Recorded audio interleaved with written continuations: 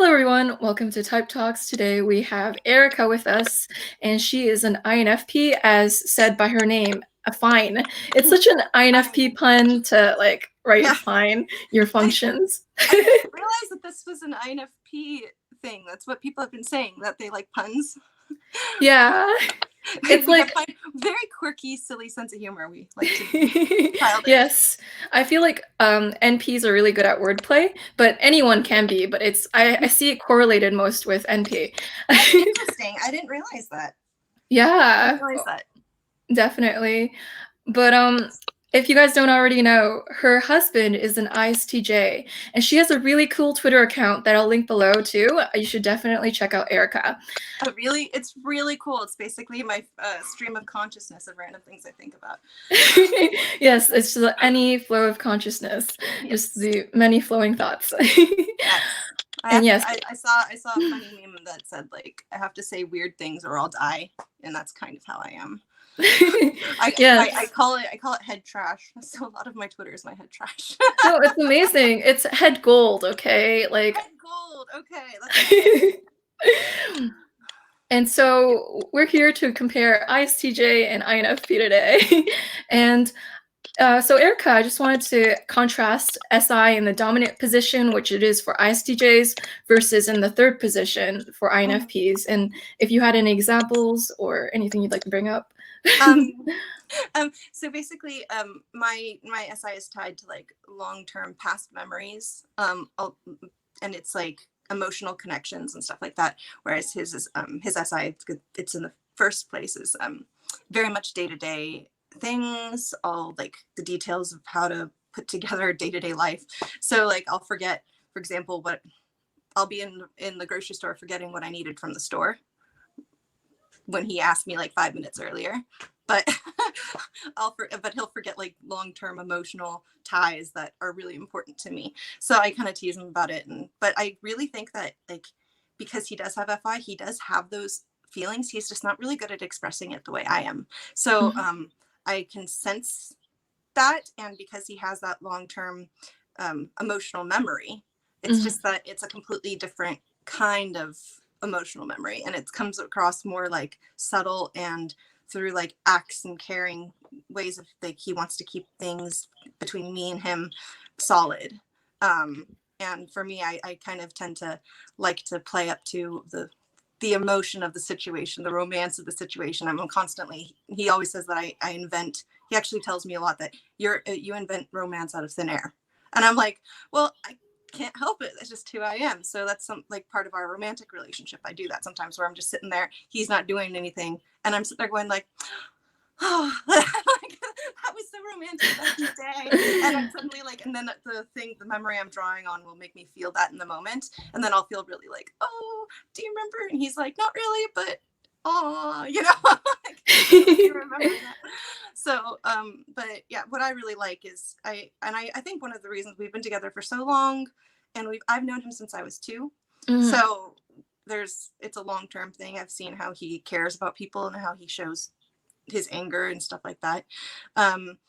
He's through like very much acts of service and like remembering like little things about you. Like he knows that, for example, when we go on long trips, I like to bring a pillow in the car, and sometimes he'll just have that pillow there for me, just like before I even have to ask. That's so cute. Yeah. And then like the thing is that I think it's adorable, and so I'm very verbal emotionally, and so I'll be like, oh my gosh, I noticed that you did that, and he's like, you know, he very often, he doesn't very say if I say thank you to him, he doesn't almost ever say you're welcome, because it's almost like, yeah, that's how I do things, of course, like, yeah. So I'll say thank you, and he'll go because it's like it's just, that's how you do things, that's the right thing to do. And so I feel very cared for it. I know that it's a very subtle way of expression. That's so beautiful. You touched on very good points there, how like ISTJs tend to be acts of service. Like I remember I told my dad, who's an ISTJ, that I really liked a certain food, and he bought 3 packs of it, and I'm like, that's excessive. Like that. It's like tucking away these like little things, and then suddenly you're like, wow. Yeah, I didn't even think you'd remember that. Yeah, and I actually really like it, because I'm also a type 9, Mhm. so it can be really hard for me to like want to talk about the things that I Mm, want and need and stuff like that. So if mm, someone's remembering them, it makes me feel mm. super cared for, because it's also very uncomfortable for me to be very direct. So Yeah. although I have I can be very direct, but it's sometimes an emotional, it's emotionally draining for me to do it too often. So and I think that's one of those things about type 9s even that people don't get, is that um, we can be direct, but it's exhausting for us sometimes. So we want people in our lives to understand that, and so we can grow on our own, but at the same time we want people to be there to support us so we don't feel exhausted all the time. So That's so, like, beautiful, and I feel like you mentioned a lot of good points as well. You talked about how, like, FI and SI work together because you remember, like, emotional details that were it kinda makes you kinda romantic too in the sense that you FI and oh, SI together. I'm a big time romantic, big time. Yeah, and it, like, makes you remember, small details that are related to your FI. Yeah. So it's really cool. And you talked about how your ISTJ has like SI and TE together. So Hmm. he Hmm. is more about remembering the details of day-to-day life that need to get done. Yes. And Yes. he also uses his SI to remember the little things like the pillow that you like.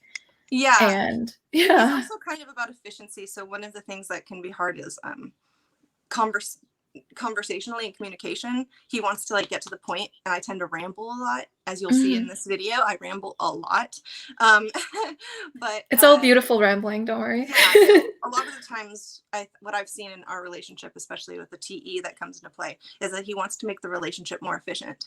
So it can Ooh. be like he'll take that long time to listen to big problems so he can like learn in the future, like, okay, I'm not going to do that thing, or I'm going to do that thing in order for this to never be something I have to think about. And like we've actually laughed that one time in a fight, in an argument. I would say an argument, because fighting, it seems so intense, but we were in an argument, and he was upset about something that I was a habit that I had, and I Yeah. was sitting there going like, I don't know why you're so triggered by that habit. That's like, and he's like, legit, all I want to do is not think about this anymore. So I was like, oh, okay, I get it. Like he's like, if you can do, he's like, you don't have to, do this or this and this and do it my way or anything like that. He's like, I just don't want to think about it. I don't want this to keep coming up as a problem for me to manage. And I was like, okay, that was really funny. So we actually just looked at each other and laughed, because was really the problem. He doesn't like it when I don't know if I'm saying that right, but I'm new to this, guys. Hi. Oh, no, you're doing great. You're fabulous. 10 out of 10. Yeah. Okay. Yeah, but yeah, and so that Yeah. actually is one of the things that he does. Like if I complain about emotional stuff from him, uh he will actually take that very seriously, especially a few years into our relationship, because he realized I can either keep complaining about it and he keeps hearing about it, or he can change and improve himself to make the relationship efficient. And I was like, that's very interesting. Like that was it learns. It's like robotic almost. It's like, oh, this is now causing me to trip up and not get the things that I want to get done. Mhm, And we're constantly having these long conversations about it. And he's like, I don't want to have these conversations anymore. So therefore mhm, I'm going to improve and do this and stuff like that. So mhm, you'll see things like, he'll bring things like home that maybe he wouldn't have done if I hadn't brought it up several times or something like mhm, that. mhm, mhm. And yeah, and so it's really sweet. I like the subtle.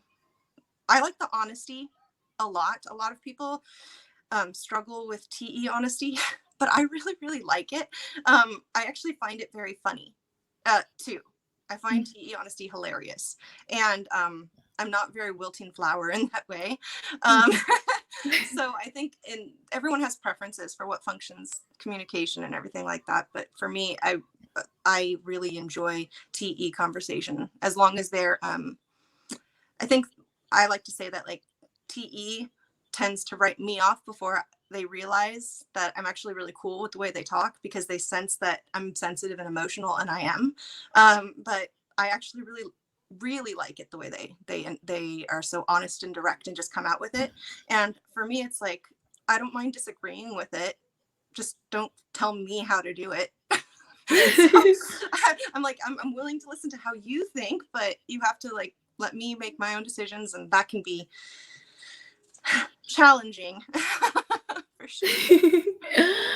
That's really great. How you talk about like TE humor. I find TE humor is very dry, witty, and maybe like sarcastic. Is it? Very sarcastic. Very sarcastic, and also tend to make like bold claims that they definitely can't back up logically. Yes.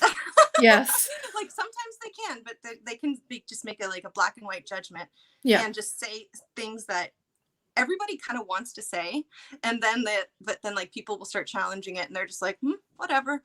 Like they don't letting everyone else like work it out. Whereas like I know a TI dominant person in my life, he will make a bold claim and then totally want to dissect it. Yes. And so they both have like a similar sense of humor, but the TI tends to like back off after a while, where the TE is just sitting there going like, nope, that's done, bye. And I think it's really funny. But if he does do that in humor, it's very playful.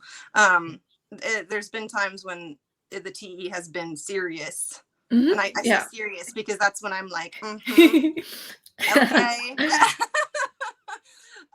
But usually when it's serious, I one of the biggest things that I think I learned early into our marriage is that, and we both made this thing, is that we're always on the same side. Even if we're disagreeing, we have to be on the side of us. So if there starts to be a winner and the loser in a conversation, then we're both losing. So oftentimes if it gets really black and white the way he wants it to be, I'll back off and go like, no, I'm not doing this where I'm not going to let you just win here. I mean, if you want to win, go ahead and win. And then I'll back off and just go like, but when you're ready to have like a nuanced conversation, then we can do that, because we need to learn how to not put so much emphasis on who's right, because I can be very black and white in my thinking, but it's always like, okay, for my own self, does that make sense? Like I believe in controlling my own self and following my own beliefs, whereas he can be a little bit more like, we all should be this way a little bit. So especially I think with ISTJs, especially with their own environment, as ESTJs, they tend to like want to change the world a little bit more. ESTJs have a broader scope of it. So I'm rambling on, so you can tell me when you want to ask another question. Everything is gold, because you have genuine experience with these types, and it really shows in your examples. So like, thank you so much, Erica. And I mean, like, not every ISTJ, one thing that I've learned is that like not all of them value the same things, and if I've learned very much about TE values. If TE does not value something that you are valuing, you're gonna have a really hard time with the TE.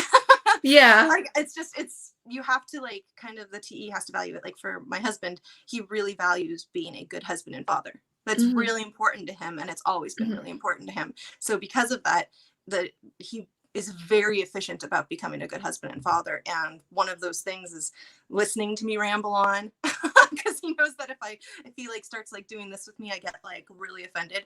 So especially with him.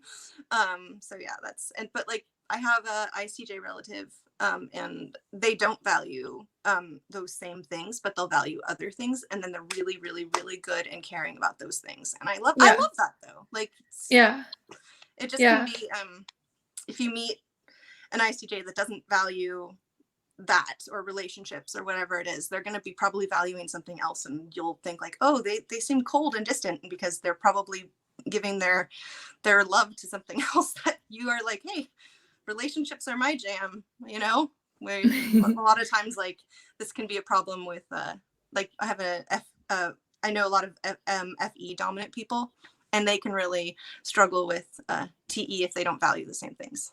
So because they're all about people and relationships. Really interesting. Yeah, I find that ISTJs, when they give their FI to something, they're the most dutiful, loyal to it, and they don't they don't allow for a 0.01% deviation from the goal that they want. So it's kind of like they're really they hold to a certain standard really well. Yeah. Very, yeah. And they want to, and this is something that can be a pitfall for us, is that I'm big picture. I'm a big picture thinker. And I either like want to make my life right now very, very pleasant.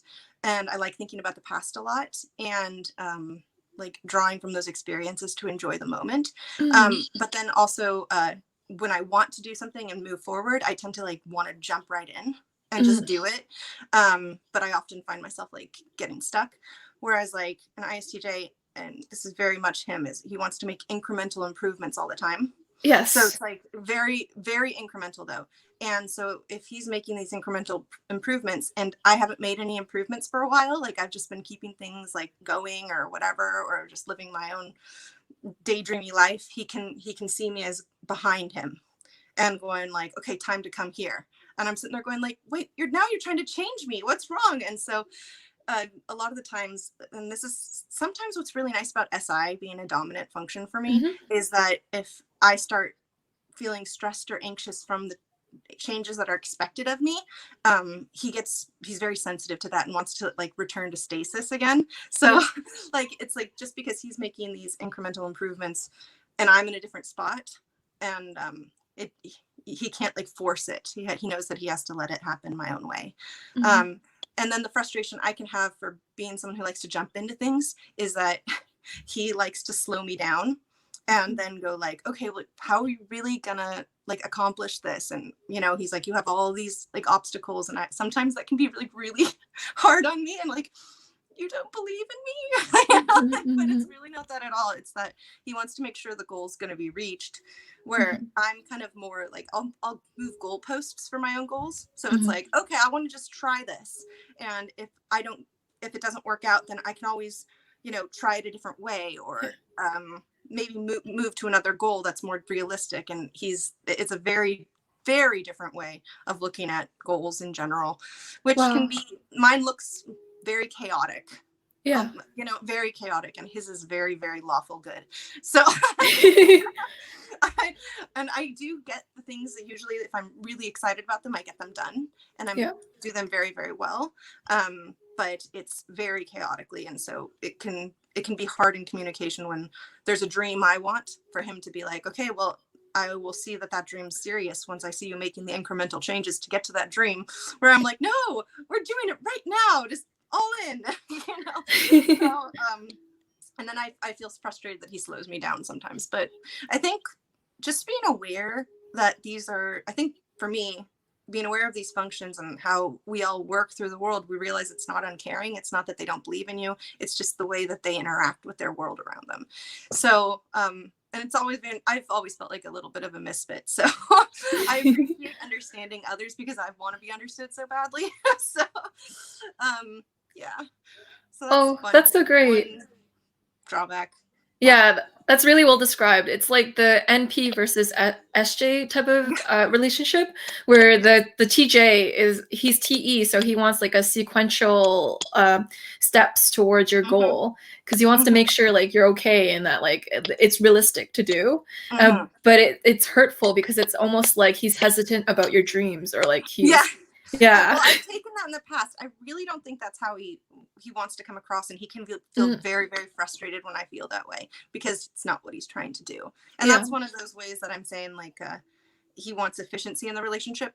So if I'm like, we're having these conversations about like goals, for example, and I'm wanting to jump in, and I suddenly am like out of nowhere hurt about something, he's gonna sit there like in the next time she talks to me about a goal, how am I want to address this, and he really thinks about it. So it's sometimes funny, like especially if I'm spending more than he wants me to, or if I'm like whatever it is, he'll come and he'll be like, hi, so I'm not trying to, you know, criticize you or tell you, I just want to have a conversation about like the finances. And I'm always like, I know what you're doing. Like, I know what you're trying to kind of get us on the same page, but he tries to do it gentler each time instead of coming across so harshly, because I react badly. But yeah, it's all about trying to make everything like as perfect as it can be, which is sweet if you look at it that in that way. So That's so cute. It's like, yeah, like as a FP, it's like, wow, they're adding so much structure to your FI and like your dreams like state or something. yes, and let me think. Like one of the things that I actually do like about it is it can be incredibly supporting. Like I had a music director job at one point, and he wanted to help me do really well at that. So he really like pulled a lot of weight with the kids and with like helping me set up schedules, which I'm not great at. And I had an ESTJ that helped me, that was part of the music program that I was doing. And he would come up to me and like criticize me a lot. But I kind of like was like, you know what, you're kind of right that I'm not being super efficient about this. You're kind of right that I'm a little bit scatterbrained when it comes to all this. Would you please help me? Because I see your value here. So instead of criticizing me, maybe you could guide me into that schedule that I know makes other people feel comfortable, because I want other people to feel comfortable too. It's not just about my dreams and my way. I care a lot about how people are feeling around me. And so if I'm not doing it right, I'd like help doing it better. And that's something I really appreciate about ISTJs in general, and ESTJs. That's so great. It's like you're incorporating their strength into your life. It's like if we all just like helped each other with what we were good at, then it would just be like a really well-functioning world where like instead of forcing an INFP to be good at like TE and like someone else can it's not gonna go well if you do that. Yeah, it's much easier to outsource it and to get it from someone who has TE higher up. Yeah, and that way we're all helping each other. It makes the people that are criticizing that are criticizing you because they want to help, it's like, actually, if you tell them like, I hear your complaint, I hear your frustration with me because I have frustrations with you too, and I want you to be able to like meet me where I'm at as well. But I don't want to, like, I'm really big on not wanting to change people. That's really something that I think that's kind of an INFP trait too. I mean, it's not just for INFPs, but I just notice it is I have no desire to change the people I love. In fact, I love I like them for them being very unique. I like the differences that they are, that they have from me. And I want to understand why they're doing the things they're doing. And I get a lot of peace if that's the way. And then I can really feel loved by them. That's a big thing for me, because that's originally why I got into the Myers-Briggs thing. It's like, I grew up with them. I had two SJ sisters, and I had NF parents, but they were really in ministry, and they were great parents. But my two SJ sisters, like, I always felt really misfit with them, because they always like towed the line and did things differently. And sometimes I was even asked like, why are you getting into like so much trouble accidentally? And I'm like, I don't know. Like, this is really frustrating. Like, I'm not trying to be difficult. It's just, I don't like the way like this structure is being imposed on me, and it's making me feel anxious and stressed. And so I would naturally kind of like do my own thing.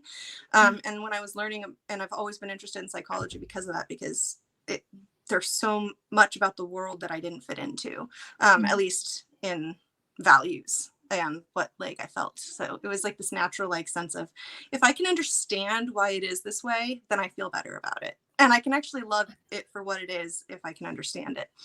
So that's how I feel about that. It's almost like if you have a language for it, you're able to respect it more, because then you're able to like understand it. And it's like, wow.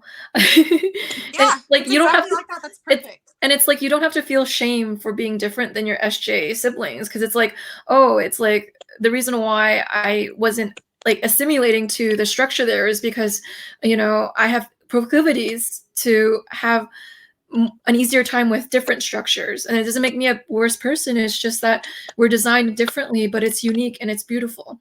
And and it helps you not to feel like personally affronted or uncared for, because it's like just because somebody reacted in a weird way to an emotional rant that I had, for example, I can think, oh, you know what, that's probably how they're processing it, not just like they're judging me or making me feel, which if they're judging me, then I've gotten to this point where it's like, okay, go ahead and judge me. I know you're allowed to. So yeah. That's cool. And you put something really well. You're like INFPs or FI. I see like FI tends to accept you as you are and love you just as you are.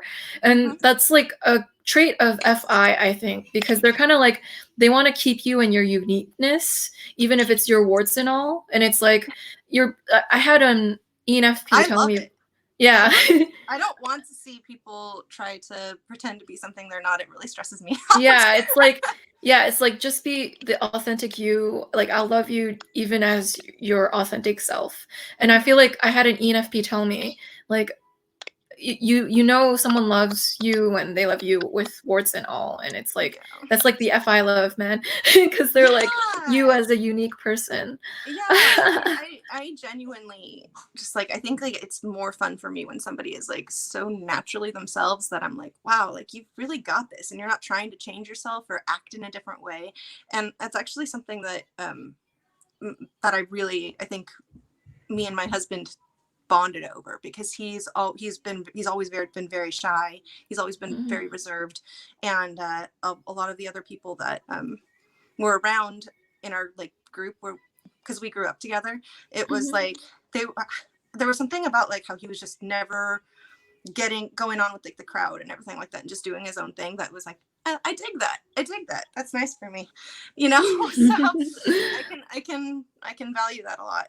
And I like I personally really everyone has their preferences, even different types of INFPs. So I know INFPs that like would prefer to be with a perceiver type because it's Yes. or a feeler type Yeah. or a lot of the times you'll see them like end up with like FE people because they can draw the emotion out.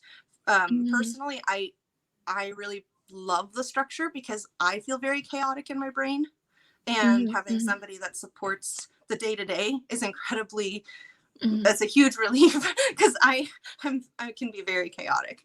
And it's funny because it's always been that way. So I've always thought like, look at you do the thing so well that I would never even think of doing that way, you know. So, yeah, that's so like yeah, great. I find that with like FI, it can hold indefinite space for your quirkiness because it's kind of like even if it's socially this is not quirky at all. like even if the other person's behavior is traditionally socially like someone else would view it as maybe a little off-putting, the FI user is trying to understand the motivation behind it, and it's like that's not so bad, I understand it, and it's good in its own way. And it's like we do it, we want to understand the weirdest of people sometimes, where it's like people will say like that's naive and stuff, and I'm like, yeah, but it's still like it gives me so much peace. Like I actually have so much anxiety when I don't understand something.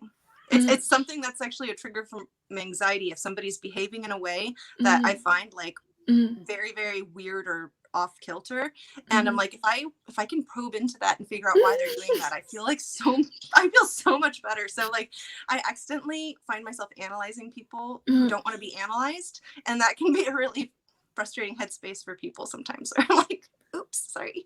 Oh, that's interesting. Yeah. I wonder why that's like INFPs, that's why they're judger doms, because they're trying to understand, like they're making a judgment about you because they want to get to know you. So I know the word judgment has a negative connotation, but in this specific way, it's talking about like they want to understand you, you know, in I don't know how to explain it. They're making like differentiations of you as a person, maybe. Yeah, Does that make sense? I think how I would put it is I want to my headspace is like I want to make sure like I understand where you're coming from so I can interact with you in that specific way and meet you where you're at. Like there's like if somebody is being super quiet, I don't want to do the wrong thing and like poke too much. So I want to understand why they're being quiet. Like so sometimes I'll even jump really deep into a conversation quickly with them. So, but I know that not everyone is like that. So for example, one of my at church, people will come up to me and go, "How are you?" And I'm like, "Oh my gosh, let me tell you how I am. I will tell you exactly." But then like, they're like, huh? And why do people react? And then like, as a kid, I was like, why do people react when you're doing like that? So like you have to, I think as a kid you get like naturally learn. INFPs tend to like, okay, I felt really uncomfortable in that social situation that I'm not used to. So why are people, what am I supposed to do? How am I supposed to interact? So we end up accidentally analyzing everyone because of it. That's wonderful. It's very loving. Like, that's extremely loving. So, so on one of your Twitter tweets, I remember you talking about your ISTJ and toilet paper. Do you want to go a bit into that and how you went into like a rant and how you dealt with that? It's very apropos for this time in our lives with the quarantine paper shortage. Okay, so this is kind of me being a brat story, because when people tell me what to do, I kind of naturally don't want to do them. That, and especially if they're giving me like, this is how it's supposed to be done kind of thing. That's so perceiver. I almost like naturally want to stir the pot. Like, and it's not my greatest quality, but like sometimes I just do it. So here's the story. He made a big deal when we first got married about how the toilet paper was supposed to be like, when you hang it, it should like be what's it called, like this one on one side, I forget how it's called. It's not supposed to be under but over, like the pole piece. And just because he told me that like, and he made a big deal about it, like that this was something that had to be done, and because it was such a silly thing that he was making a big deal about, I would I'm such a brat. I would turn it the other way whenever I had the chance. Because I was just like, a little bit of chaos in your life. You need to chill out a little bit. I'm like, I don't want to like validate people's neuroses very often. So if they're being neurotically like OCD, I kind of am like, hee, like move it the other way. And he didn't realize I was doing that on purpose until like years later when I told him about it, and he just thought that was like crazy. He laughed. We had a good laugh about it. But somebody when I tweeted about it, somebody said it's like almost like a little boy pulling people's pigtails or something like that. And I'm like, yes, it's a very similar energy of like trying to get attention, like doing that, like these little like mischievous things, because I have a very mischievous side and a little bit of a troll factor. So, but I wouldn't, and there's some things I do to like just that I know that like will minorly inconvenience him, that since he's such an efficient person, and that's like what I would say ISTJs, you know about them, is that they love being efficient. So if I like slow him down in like small ways, it's kind of funny to me. Like he'll just like, and I'm like, and I'll just be laughing. They're like, why do you get pleasure out of this? And I think it's a little bit of a way of like, just like I said, I like stirring the pot and I like making that, but it makes me sound like such a brat when I talk about it. Well, no, I think it's like a really good demonstration of NP versus SJ, because I've seen this dynamic play out over and over in time, so I thought it was interesting to talk about. It's just like when I think like there are some like structures that SJs put out there, they're so silly, and I know that I shouldn't like be dismissive of it, but it's just how I think about it, like that the way you're doing it, it could be changed. And how much value you're putting on it cracks me up. Like I find it genuinely funny, and because I don't really, I'm very chaotic good. Like I'm very chaotic good, and sometimes like he's a little bit chaotic neutral. So when I get there, it's usually, you know, and I know how to do it with my sisters. Like I'm really good. It's because I'm a baby of the family. That's what we do. So yeah, that's kind of one of those stories. I think another thing that I've done is like the hangers. I would like just put one like the wrong way, and I just do that just to like, it's not horrible, it's not terrible, but I do it just to get like from him. Like it's come on. It's like challenging structure that doesn't make sense. It's good. Challenging structure in the most like silly ways possible. Yeah. I've done it in big ways too. So it's so NP or just procedure. Yeah. Tell me how to do it. Don't control me, bro. Yeah. Oh my gosh. It's like passive aggressive, but I'm trying to be cute about it. It's funny because it's cute, right? Oh, I love that. With like your ISTJ husband, do you notice any differences between you and him? Like other than what you've mentioned? Oh gosh, no, we're very, very different. he's one of the biggest differences is I'm very intuitive, especially with how people are feeling around me, and it'll affect me personally. So if he's being really grumpy, I often want to tell him to like just go away, like, and I'll try to do it nicely, like, I think it's time for you to go have some video game time in our bedroom or something like that, so I can like be away from it, because it's really stressful. It's I get very a lot of the times the best way to explain it for FI is that when we're around people that are stressed out, it becomes kind of our feeling. So it's very similar, and I think this is one of the ways that like FE and FI can get mixed up sometimes, because they're very aware of how people are being affected by everything, and so they'll take it on too. But for FI, it can be very much like, if I can't change how you're feeling, I want to make you more comfortable, and so it can look very close to FJ behavior. But I tend to like feel a lot better if I'm separated from it, so I can handle it, like figure out. Sometimes I can't figure out what's my agitation or what's his agitation, and so he is not as affected by my agitation. So if I'm agitated, it doesn't bug him as much, as long as I'm not like complaining constantly to him. But one of the things that we both do, and we're both introverts, very introverted in this way, is we both need time alone to process our emotions and how we feel, except his is more like he just needs to like feel comfortable because of his SI. So like he needs to start feeling comfortable again, and he needs like controlled spaces for that. So ever since the quarantine, for example, I was noticing more agitation with him, because he normally goes to work every day, and now he's working from home, and we have 5 kids, and it's very chaotic here all the time. And it was like suddenly he wasn't getting the control of like the desk he had and all like the work he had to do, and he was having to deal with a lot more home space being crazy. So that's so interesting. I find when ISTJs sorry, go on. Well, yeah, for sure. I noticed that when ISTJs, they're not allowed that incremental improvement or incremental change. They get kind of like hissy, because it's like, he's like, he'll out of nowhere, like we'll be having a chill like Saturday, and then he'll like get grumpy, and I'm like, what's going on? And he's like, I just need to he'll start like organizing the garage or like doing random things, and I'm kind of a little bit like, okay. And it's hard for me, because I will suddenly feel like I'm supposed to be doing those things too. And so but and he's not telling me to do anything, but he's just sitting there like he starts to clean. And actually my mother-in-law is an ISTJ too.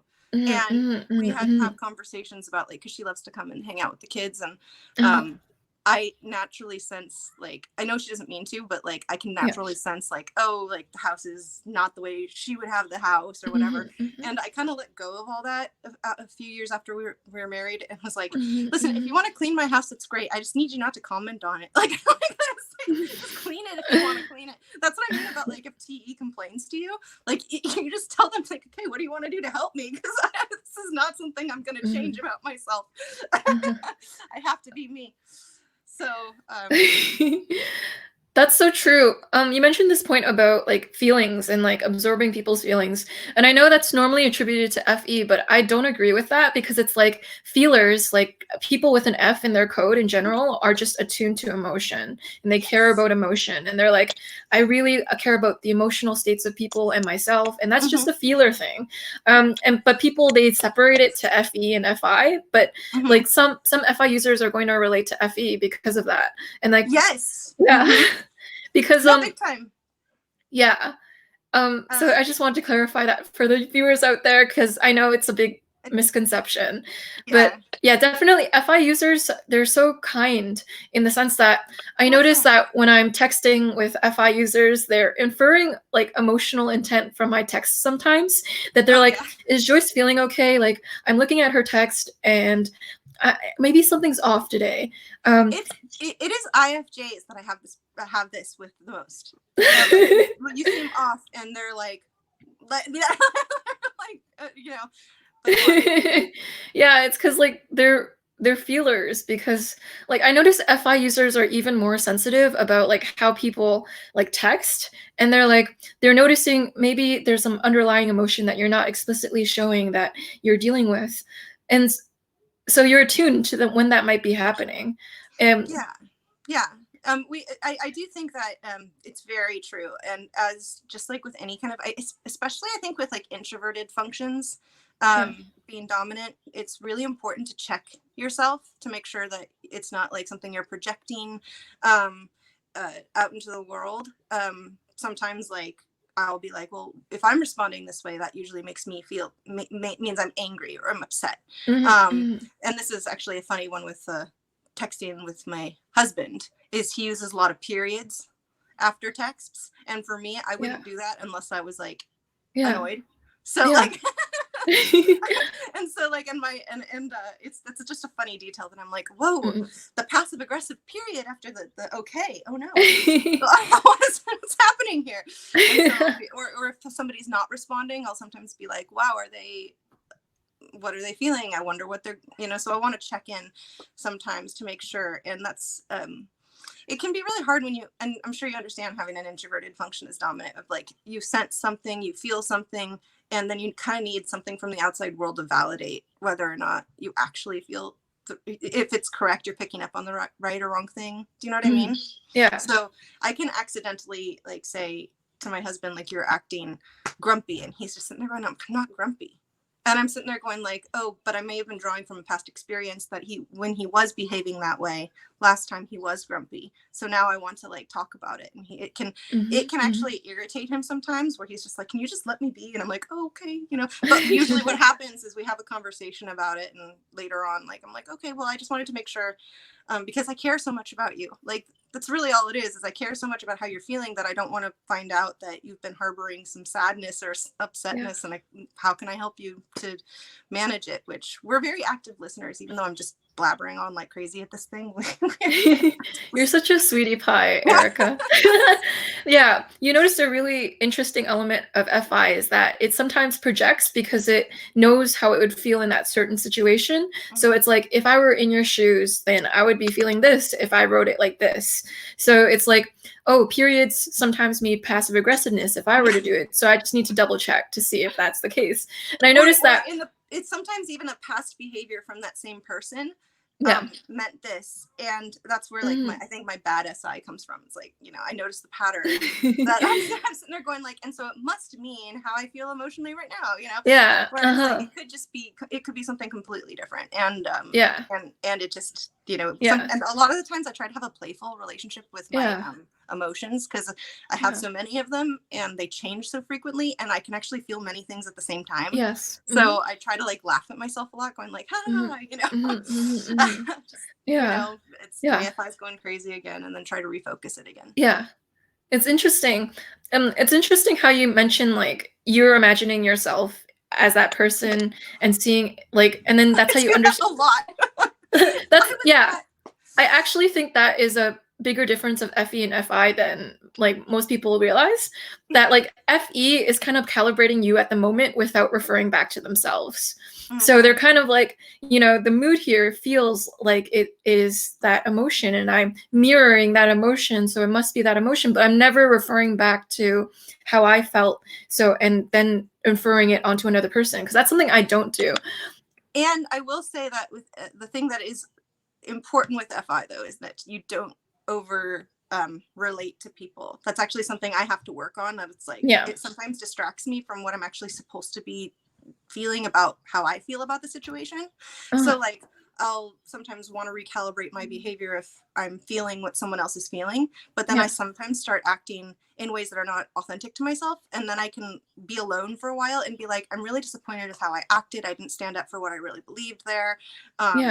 I can even be like really silly about it. So, like one of the silly ways is like, oh my gosh, like I saw a tree got cut down. If I was that, no, Erica, don't go. Like I can't. It can be really strange thing where I think like even on Twitter, I was talking to a couple of people and I saw her like she was smashing an inanimate object, and I was like, oh, look at that inanimate object and all that. Like, and I projected a feeling onto them. Yeah. And somebody pointed that out, and I was like, that's really funny. I don't mean to do that. It's such a feeler thing to like personalize your objects or like humanize them. They're real. They're humans. These objects have emotions. I'll tell you, Toy Story gives me existential angst. I really like I can't. Sometimes I watch that movie and I'm like, I'm thinking way too much about how like my inanimate objects must feel if I leave them alone too long. Yeah. Get rid of them. Yeah, like my INFP friend would bump into a table and go like, "I'm sorry" to the table. Yes, I mean, it's happened.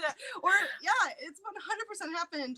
It's hilarious. Or like, I'll apologize for knocking a glass over. Like, oh, or it's like not apologizing to anybody but the glass. Yeah. And we're quite clumsy, so I think like part of that I'm sorry. Yeah.